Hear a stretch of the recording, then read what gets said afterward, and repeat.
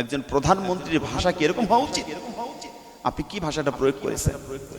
এই কথা বললে ছাত্র জনতা অধিকার আদায়ের জন্য রাস্তায় নেমে গেল। ঢাকা ভার্সিটির মতো ছাত্র, জগন্নাথ বিশ্ববিদ্যালয়ের ছাত্র, জাহাঙ্গীরনগর বিশ্ববিদ্যালয়ের ছাত্র, বাংলাদেশের 41টি বিশ্ববিদ্যালয়ের ছাত্ররা রাস্তায় নেমে এসেছে, তাদের অধিকারের কথা বলছে। আর আপনি তখন কি করলেন? পুলিশ দিয়ে, গোপাল বাহিনী দিয়ে ছাত্রদের উপর বুলেট এবং গুলি বর্ষণ করলেন।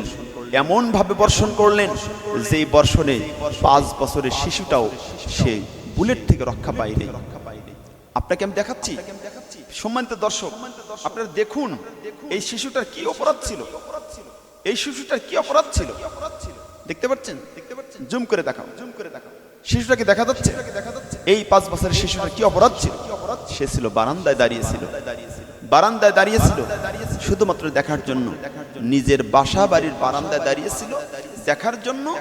আর তার বুকে, তার মাথায়, কপালে একটা বুলেট লেগে শিশুটা মায়ের বুকে পৃথিবী থেকে চিরবিদায় নিয়ে গেল। এই খুনের দায়িত্ব কে নেবে? এই খুনের দায়িত্ব কে নেবে? প্রধানমন্ত্রী। মনে রাখবেন, এটাকে আপনাকে নিতে হবে।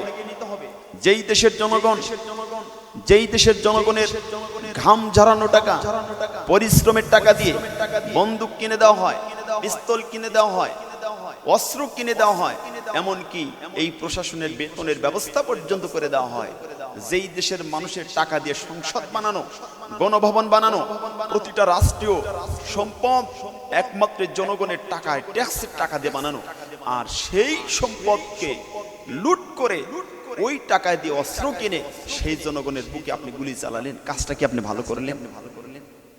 আপনার রাত্রিতে ঘুম হওয়ার কথা না, রাত্রিতে তো আপনার ঘুম হওয়ার কথা না।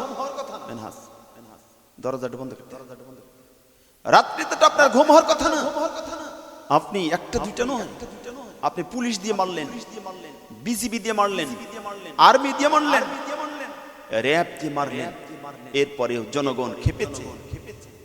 সংছাত্র জনগণ, ছাত্র জনতা এবং আপামর জনগণ, ছাত্র অভিভাবক, শিক্ষক বৃন্দ, গার্মেন্টস শ্রমিক বৃন্দ, প্রতিটা সেক্টরের মানুষগুলো আজকে জেগেছে। আপনাদের পথ থেকে আপনাদের বহিষ্কৃত করবে ইনশাআল্লাহ। আপনারা দায়িত্বে আর থাকতে পারবেন না। জনগণের উপর, জনগণের ট্যাক্সের টাকা দিয়ে বন্দুক কিনে সেই বন্দুক যদি জনগণের বুকে আপনি তাক করে মারেন, এই যাবত আপনি 1700 বেশি ছাত্রকে আপনি মেরেছেন এবং অসংখ্য ছাত্রদের গণকবর দিয়েছেন। আপনার ইতিহাসে কালো রেখায় আপনার নাম লেখা থাকবে। আপনার মতো হিংস্র বাংলার ইতিহাসে আজ পর্যন্ত কেউ আসে নাই। আমরা শুনেছি ইতিহাসে 71-এর কথা, 71-এর মতো ভয়াবহতা, 71-এর ভয়াবহতা কেউ সেরে গেছে আজকের ভয়াবহতা। আমরা শুনেছি এই মুহররম মাসের তার কারবালার কথা, কারবালার ঘটনাকেও আপনি হারিয়ে ফেলেছেন, হার মেনে দিয়েছেন আপনার মতো একজন বেলজ্জা মহিলা। আপনার এত বড় স্পর্ধা হলো কিভাবে? যেই জনগণ একবার ভাবলেন না, এই জনগণ আপনাকে ভোট দিয়ে একসময় ক্ষমতা নিয়ে এসেছিল 25 বছর পর, আর আপনি সেই জনগণের বুকে গুলি চালাচ্ছেন একই ভাবে। এটি কি আপনি মানসিক কাজ করেছেন? আজকে দেখেন আপনার কেমন লাগে। আজকে আপনি সংলাপে ডাক দিয়েছেন, ছাত্রদের বলেছেন তোমাদের সাথে আমরা বসবো, গণভবনের দরজা ওপেন। আপনার কথা শুনে আমি হাসি পাচ্ছি, মুখে হাসি, অন্তরটা কান্নায় ফেটে যাচ্ছে। আপনি এদিকে গণভবনে ডাক দিচ্ছেন, অথচ আজকেও আপনি কুমিল্লাতে গোপাল বাহিনী দিয়ে, পুলিশ, বিজিবি, র্যাব দিয়ে, আর্মি দিয়ে আপনি আজকেও 8 জন ছাত্রকে, 5 জন পুরুষ এবং 3 জন মেয়ে ছাত্রকে আপনি খুন করেছেন আজকেও।